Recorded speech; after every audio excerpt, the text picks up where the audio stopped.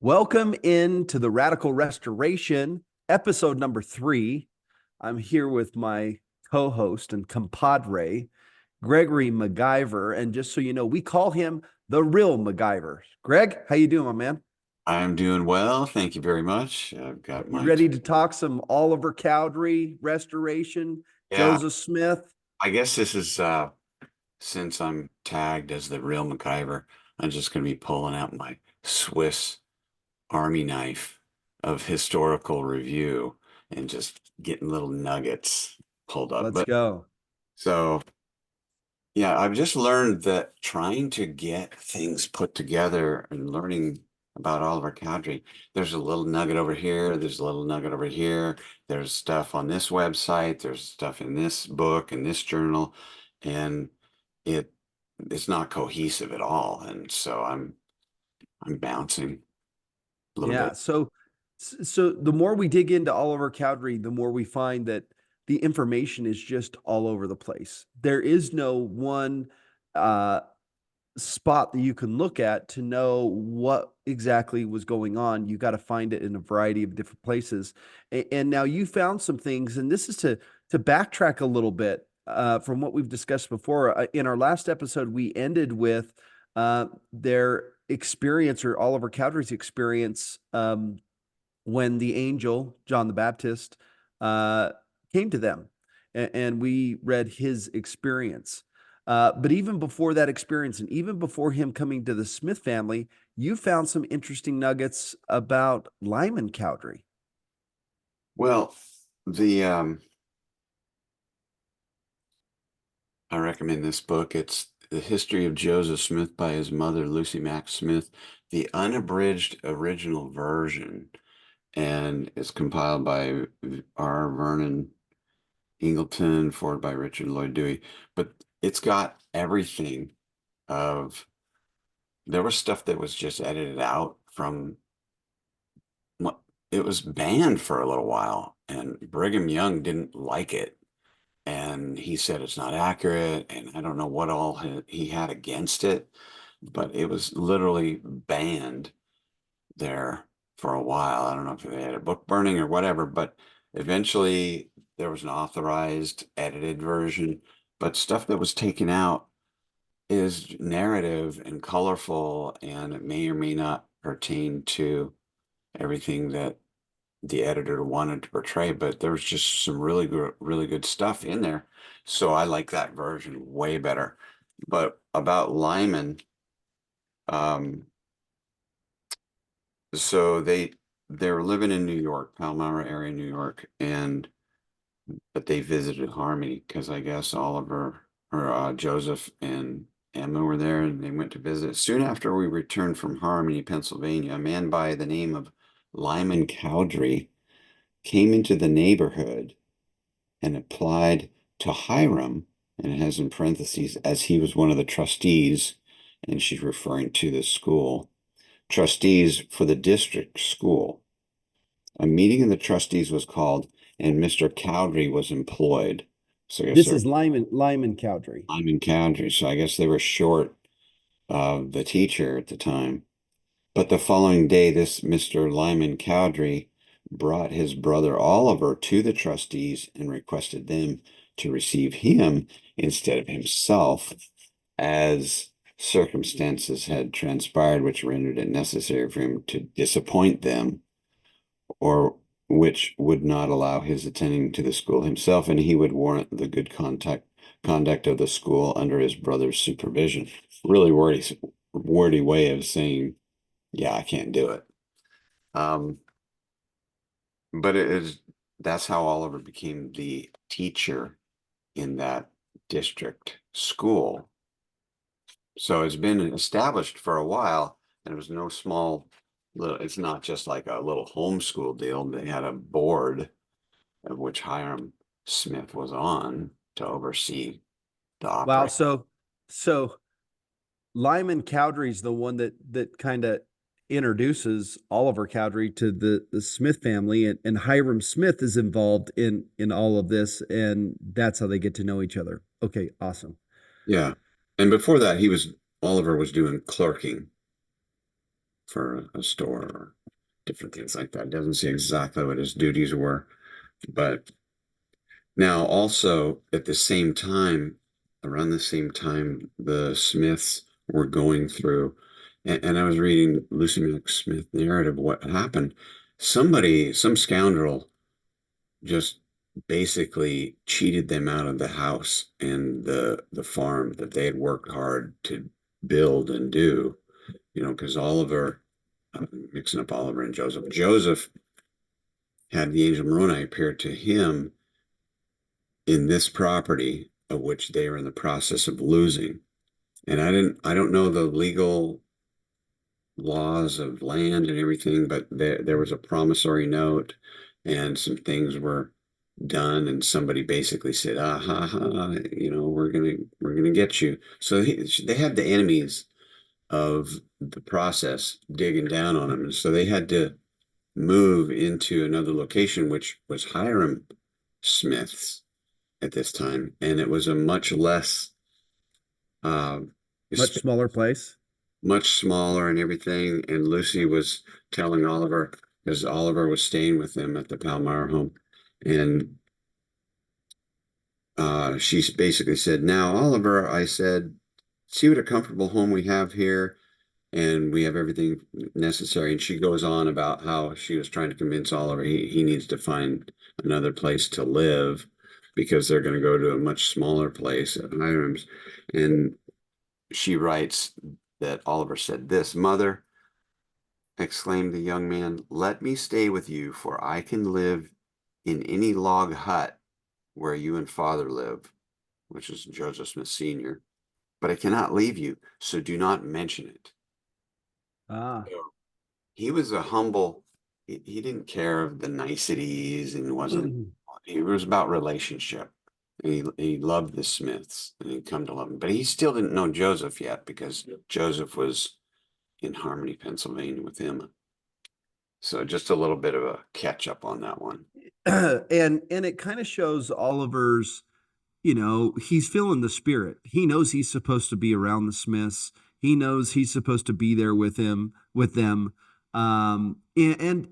it's interesting. Anytime we have these almost miraculous spiritual experiences, it's like the adversary attacks, and certainly they're experiencing that here with potentially losing their farm, losing their house, and things that are going on with Joseph at the time. I'm sure there's all sorts of rumors flying around about Joseph Smith seeing angels, getting gold plates, and so the adversary is trying to stop this radical restoration from happening, knowing Oliver Cowdery plays a significant role, trying to get Oliver Cowdery to go off and stay somewhere else because he knows if Oliver and Joseph meet up, the radical restoration begins. Okay, so let's skip forward. They were at the part where they've received the priesthood somewhere around May of 1829, June of 1829, and they complete the Book of Mormon. I mean, literally, when you think of the time that it took them, and I don't know, do we know exactly how much Joseph Smith had translated before Oliver showed up? Like how much he had done? No, it We doesn't. know that he had 116 pages at one point done that Right. that that were gone, and then we don't learn exactly how far he was in the process, but we know when Oliver Cowdery gets with him, that's when things really accelerate. Now, I was reading in the Doctrine and Covenants, Oliver Cowdery was given permission to translate, Hmm. but then he has a hard time translating. Do you have any comment on that? Well, it's just so interesting in the fact that Oliver desired that gift. And that's the first part of it. But apparently, from the Doctrine and Covenants, it says, you know, you thought it was just an easy process. You took no thought, save a word, ask me. So it's like, okay, what's this word? But apparently, there's some kind of a process involved, either looking through the Urim and Thummim to see what is behind the meaning of a character. And there's more character studies that apparently Joseph Smith did. And there's intellectual process involved. It's not just a gimme. And so there's more to it. But the other thing is that when Oliver, th- there was a progress. Oliver was the teacher. He was boarding with the Smiths. He heard of Joseph Smith from Joseph Smith Sr., from Lucy, the other brothers and sisters. They're in the process of losing the home. He hadn't met Joseph yet, but he was curious and he actually prayed to know if what he is hearing, because this is fantastical stuff. I mean, angels appearing, plates, because Joseph had begun translating with Emma as a scribe and Martin Harris, and then they had lost the 116 pages.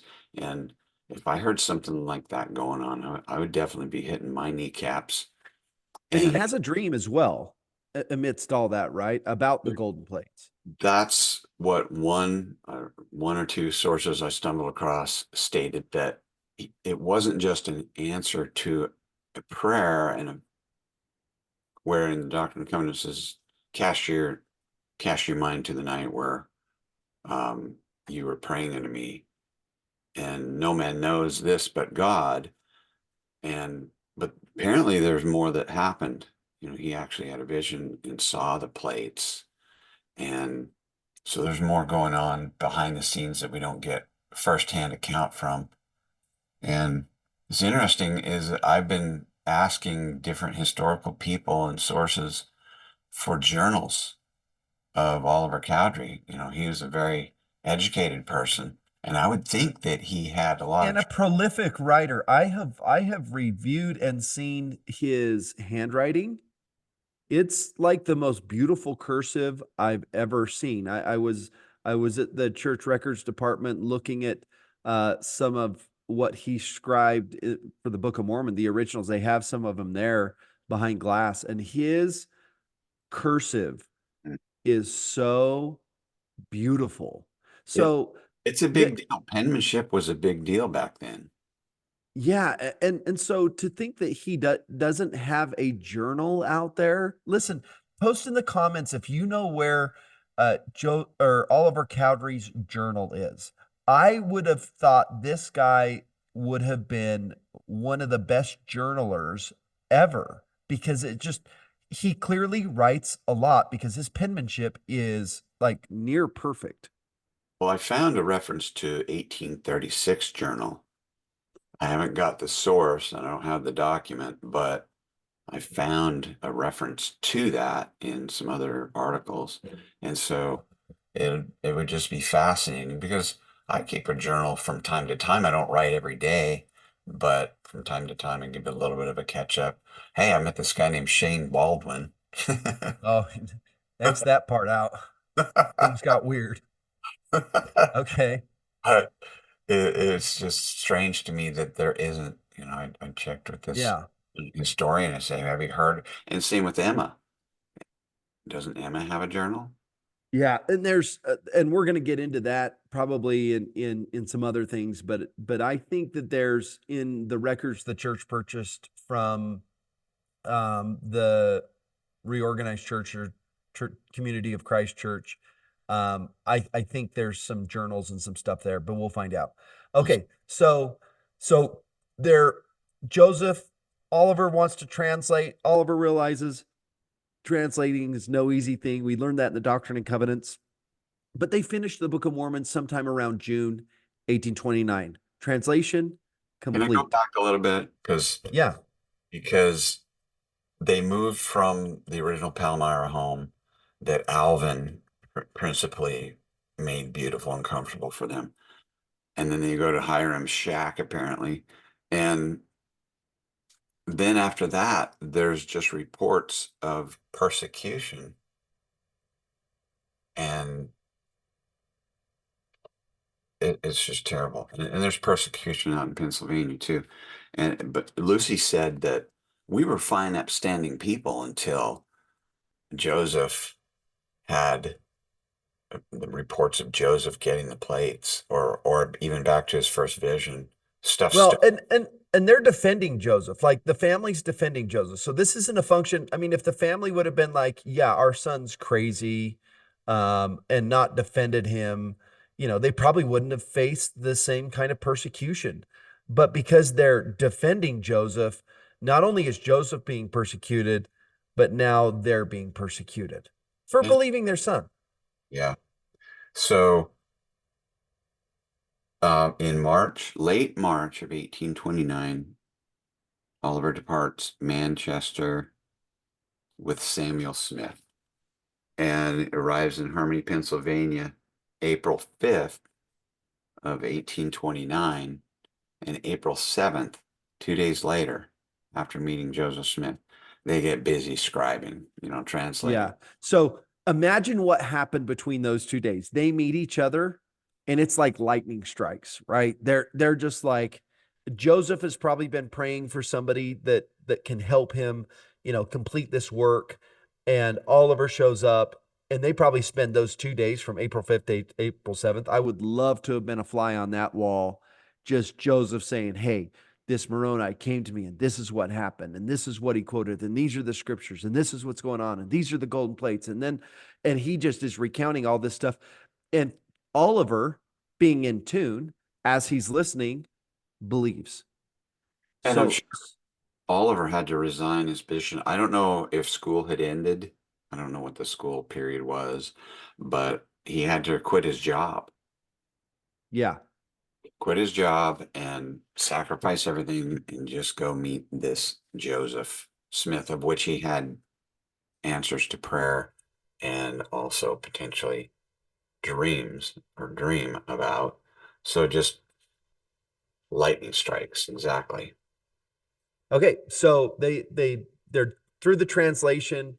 Again, we talked about this in episode 2. They get to third Nephi, where the Savior is giving people the authority to baptize, and they say, "Hey, we need to go out to the Grove of Trees, and we need to ask about getting the authority to baptize." And boom, uh, John the Baptist shows up, and then we know a little later on, Peter, James, and John show up.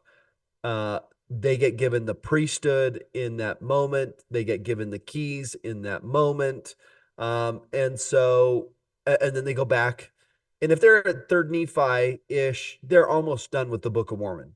Um, Now, at this time, May 15th, John the yeah. Baptist gives them the priesthood.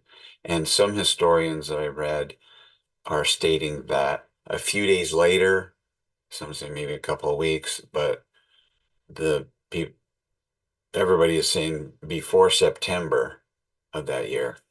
They don't know exactly when Peter, James, and John gave the Melchizedek priesthood to them both.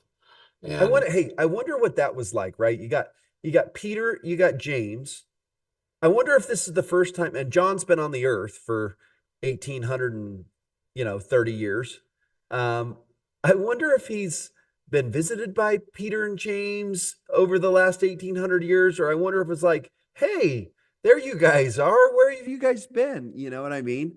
I wonder what the interaction has been with Peter and James and John, who's been on the earth, right? Who's been roaming the earth. yeah, so you have two translated beings in Peter and James, and then John, or I'm sorry, he's two resurrected beings, and then one translated in John, and what the interaction is, what are the guidelines of interaction and that kind of thing. So it's just very interesting. But in my mind, when I was younger, I'm thinking, okay, it's just a quick little snapshot. Oh, it's an appearance. Here you go. Boom. Gotta go. And but then But like we think that they just came, laid hands on, and were like gone. But I wonder if there was more. I wonder if there was more information. I mean, you would think if those beings are going to show up, there should be some instruction. There should be some, hey, this is what's going on. And they don't write this stuff down.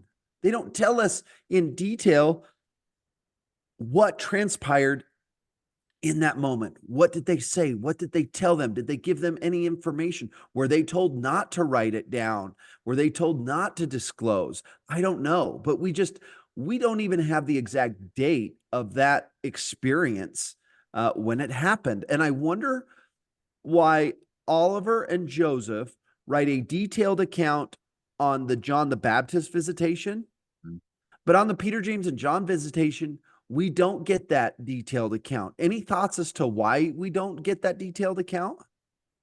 I don't know, but going back to when Joseph, the Father and the Son, appeared to Joseph, that he said, and many other things was I told. And so there's just a lot in those dot, dot, dot parts of the narrative that we just don't have. And And the truth is, you know what? In that moment, can you imagine? Right? You got angels around you. You probably, before that, you would have a million questions you would ask. And then they show up, and it's like your mind goes blank. You're just amazed and astonished that you forget to ask all of the basic questions that anybody would ask because you're just almost in awe. right. And then when they leave, you're like, I should have asked him this. I should have asked him this. I should have asked him this, right?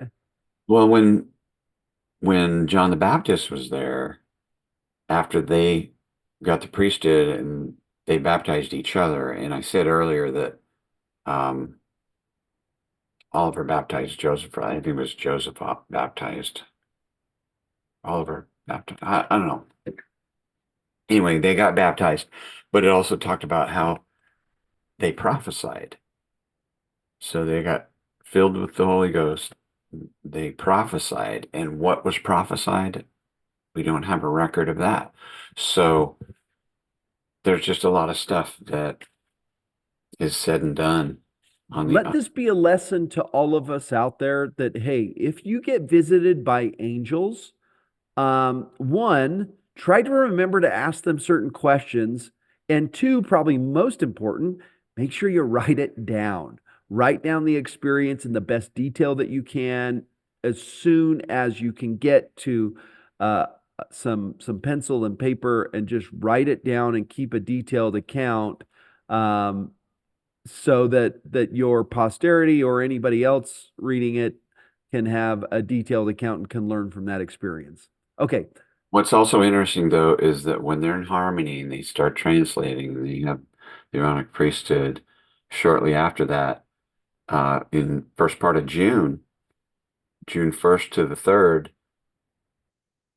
they move.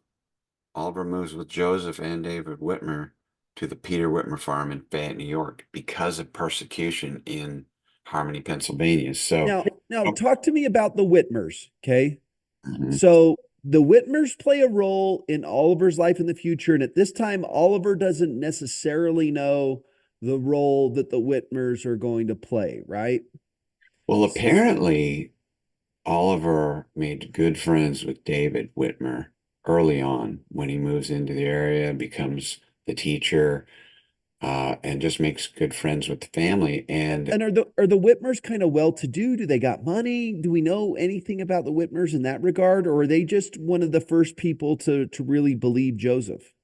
they're well enough off to be able to house, provide space. And remember the story of how, wasn't it David Whitmer? He says, I can't do this until the field is planted. Wasn't that David Whitmer?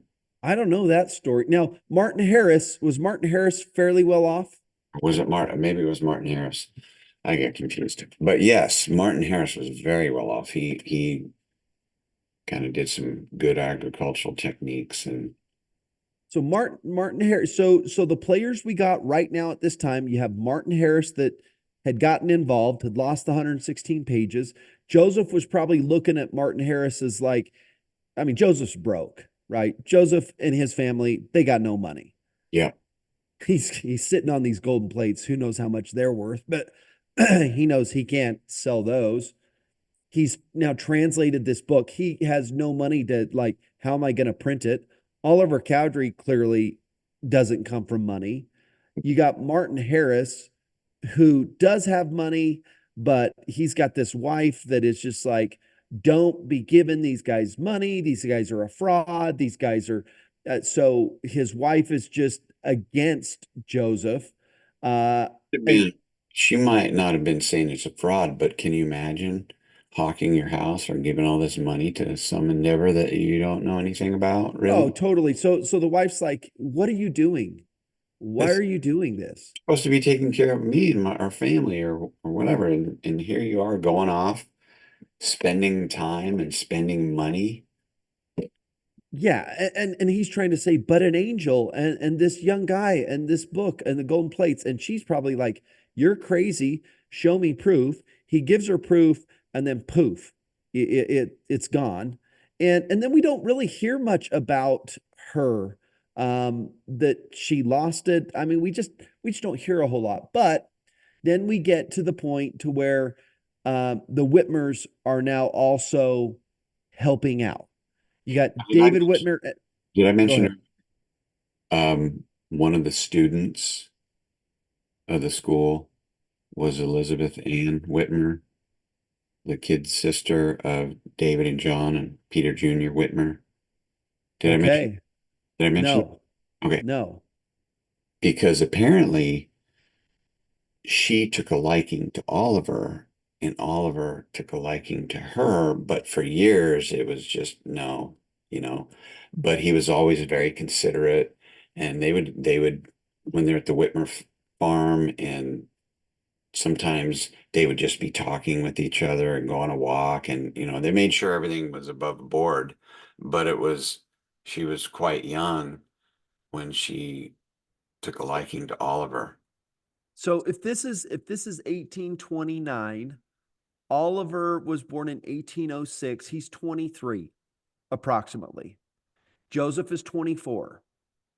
Um, and and Elizabeth Whitmer, who, by the way, spoiler alert, becomes his wife later on, is what, 8, 9, 10 years younger than Oliver, somewhere in that range. Okay, so the Whitmers are involved. Our players are the Whitmers, the Harrises, and the Smith family, and they complete the Book of Mormon. Now they've got to figure out how they're going to print it. Greg, how are they going to do this? Well, first of all, there's a few things that are happening kind of here. There's a little timeline. This book, it's Oliver Cowdery, scribe, elder, witness, and it's just a bunch of articles kind of written over time from different authors. And that's what kind of makes it hard. But in the beginning of the book, they have a little bit of a timeline, but there's another timeline that I want to reference as well. Um, let's see, because there was some good. You want me to share my screen so you can pull that up on your screen, or no? Are you fine? Um, well, no, because I'll be going back and forth. But what's interesting is that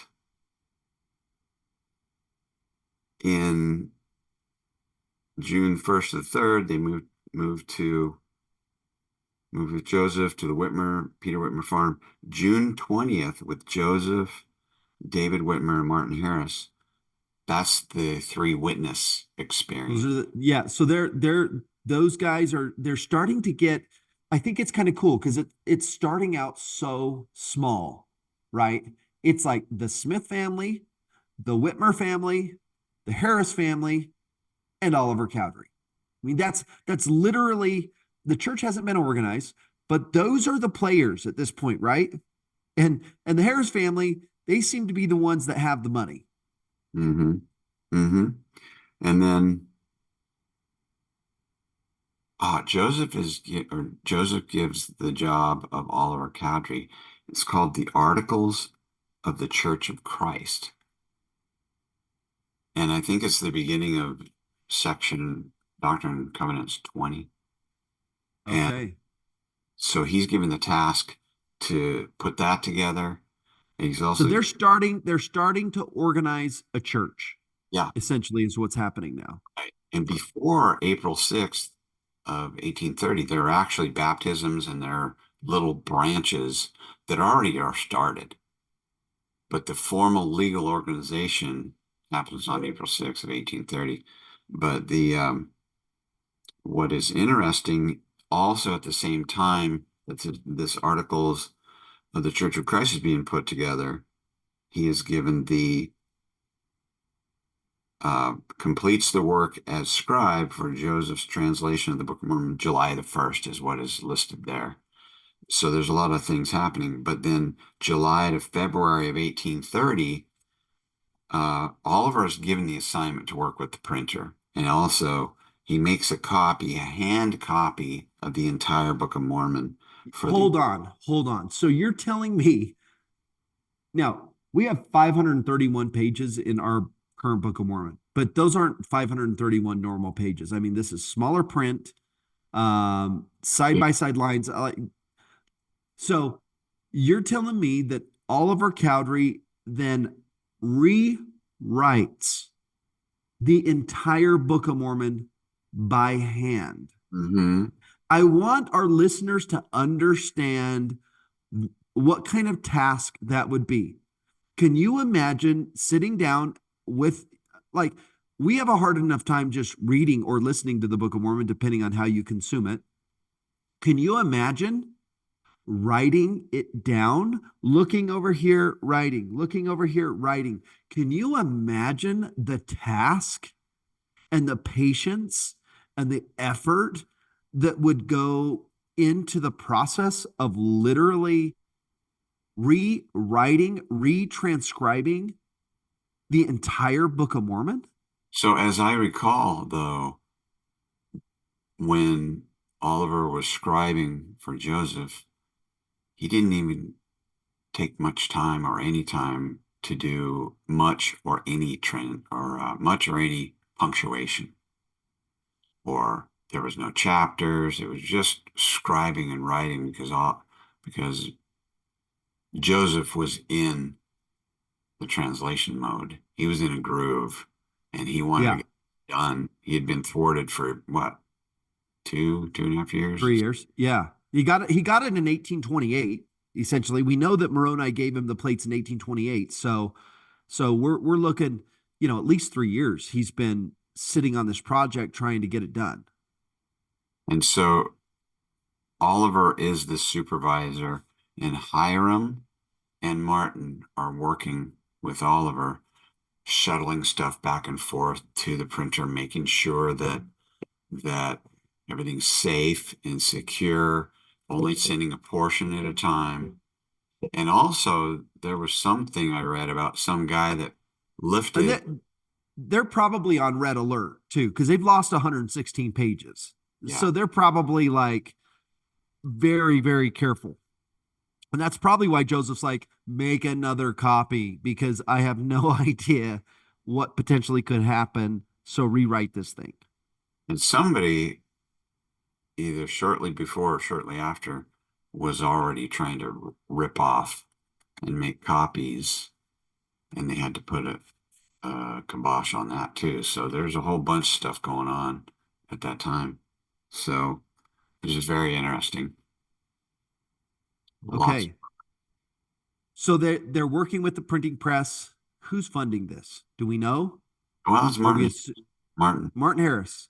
So Hmm. Martin Harris is probably getting his butt kicked at home.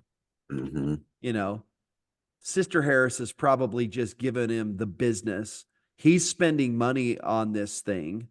Um, and maybe she's not. Maybe she feels bad about the 116 pages. I would love to dig into to understanding that. That's another topic for another day, and I'm sure there's a lot of people that have done some work on that.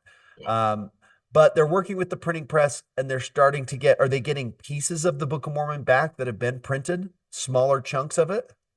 No, it's page by page thing. They have the manual typeset. They put each letter Who's in. doing the punctuations? When did the punctuations start showing up in this thing? Well, I think that is what the copy Oliver was doing, is putting that in for the printer, and then I'm sure Ah, sure that when they're at the printer, hey, what about this? Maybe some little editing going along.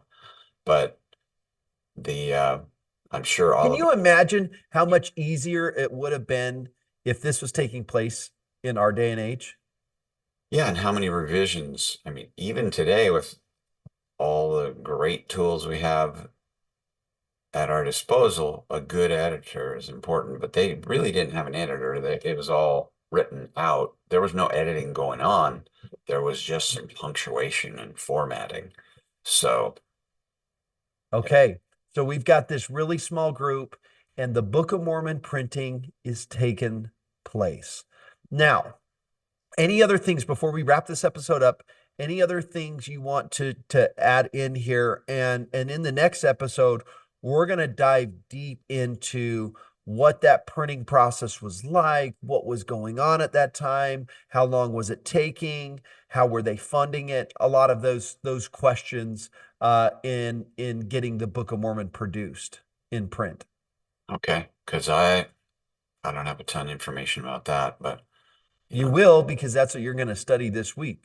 organization of the church, you know, happened after the Book of Mormon was writing. I find it very interesting. Samuel Smith, he was the first missionary for the even before the church was, and he was just going around offering copies of the Book of Mormon to different people, and it's just very interesting. But the Book of Mormon is the foundation, is, as Joseph Smith said, is the keystone of the church. Keystone. Without that, Totally. in a keystone, you have a stone of an arch, and the keystone is the very last stone to put in the middle to hold it, everything. If you take the keystone out, everything crumbles. So the Book of Mormon is it. Which is why Satan was working so hard to stop the production of that book. He did not want that because I think if you think about it, if and we know there are more records, and at this point, the Bible was in every home.